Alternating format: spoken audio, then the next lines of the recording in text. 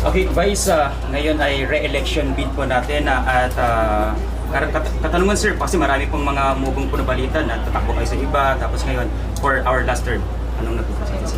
Siguro ngayon pwede na po nating tuldukan yung mga haka-haka, chismis, mga ikinakalat po ng ilang mga kasama natin, mga kababayan natin tungkol sa plano talaga natin para sa taong 2025. Actually, nung Friday, naglabas naman po ako ng official na post dun sa aking page para siguro makwel na yung mga haka-haka at saka rumors na yon.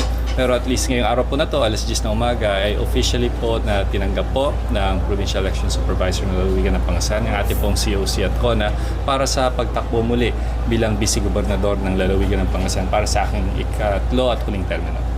Sir, ano po yung ating pong magiging aasan pa po sa kay Vice Governor Labino for this last term po niya? Siguro dagdagan ko na lang po yung sinabi ng ating buting Gobernador Ramon Monongico kanina na ang plano po talaga ng ating probinsya, it stems on building the best foundation para sa ating lalawigan. Ang mga ginagawa po namin or ginawa po namin itong unang termino ni Gov, aking ikalawang termino, ay ilatag po ang mga pundasyon, ang mga ordinansa, ang mga programa that will go beyond our terms as public servants dito po sa probinsya ng Pangasinan. Hindi po tayo nagpasa ng mga programa na panandalian lamang, na kada 3 taon ay kailangan palitan o kailangan ulitin. Tulad po unang-una, yung isa sa mga pangunahing pangako po ng administrasyong ito, yung pagtayo po ng Pangasinan Polytechnic College, kung saan tayo po yung principal author and sponsor. Tayo po mismo yung isa sa mga nagsulat nung mismong ordinansa po na yon, at ngayon ay nasa katuparan na po yung pagtayo ng PPC. Namanggit din po ni Gov na itong Polytechnic College ay stepping stone lamang po para sa iba pa pong mga malalaking plano natin para sa probinsya. Tulad po nung pag-improve po ng ating healthcare services, at diyan na-converge po yung programa natin dahil nabanggit nga po na may plano rin po na itayo yung School of Medicine and Health Sciences po para sa probinsya ng Pangasinan. Yes po. Tuloy daw mamaya. Yung campaign nyo ngayon as compared nung first ng Aguila? Well, different. Wala naman pong nagbago or magbabago po doon sa magiging diskarte at strategy ng Grupong Aguila pagdating po ngayong 2025 election. Ganun pa rin po. Tayo pa rin po ay lilibot sa buong lalawigan ng Pangasinan. Papabot pa rin natin directly sa ating mga kababayan yung ating mga programa.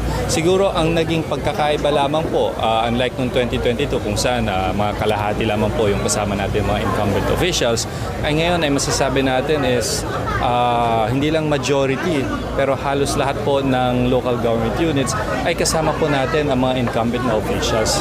At kung saan mas mapapadali po yung pag-abot natin ng ating plataforma sa ating mga kababayan. Sir, anong balita po dun sa ibang mga ka-line up nyo na board members? Mukhang hindi sila nakisabay sa inyo ngayon. Nauna na po nag-file yung iba. I think may iba nag-file as early as 9 a.m. and binigay talaga nila yung oras na ito na makasama kami ni Gov para sabay kami. Pero yung iba po may nag-file po kahapon, may mga nag-file na una na po kanina umaga. I think later ngayong tanghali ay darating po yung 1st District, kasama naman po si Congressman Celeste para po dun sa mga board members naman ng 1st District. Gov, this is your last one. What is your appeal to the Pangasinan? What is your appeal po since this is your last term? Perhaps it's not an appeal but sige, sabihin na lang natin na appeal. Na tayo po ay sa ating unang 2 termino bilang vice-gobernador, pinakita naman po natin kung anong klaseng serbisyo, kung anong plataforma at kung anong kakayahan ng isang Vice Governor Mark Lambino.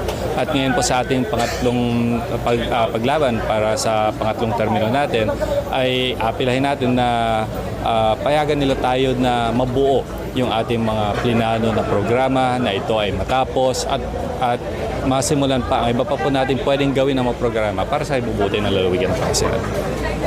Vice Gov, nabanggit ni Gov kanina parang confident po na mananalo po ang Aguila for this election.